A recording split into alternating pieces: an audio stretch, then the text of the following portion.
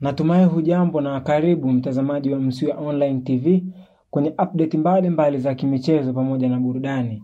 Ni siku ya Jumamosi, siku ya tarehe 12 mwezi wa 4 mwaka 2025.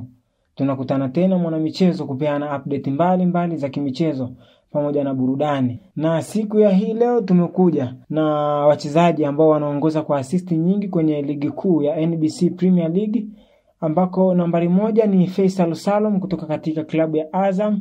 Yeye amehusika kuzalisha magoli 13. Lakini nambari 2 ni kutoka katika klabu ya Singida Black Star, ni Josephat Bada ambaye yeye amehusika kwenye magoli 8. Nambari 3 ni kutoka Young Africans, ni Pacome Zouzoua ambaye naye amehusika kwenye magoli 8. Lakini nambari 4 ni Prince Mpumelelo Dube ambaye yeye naye amehusika kwenye magoli 8 kutoka katika klabu ya Young Africans.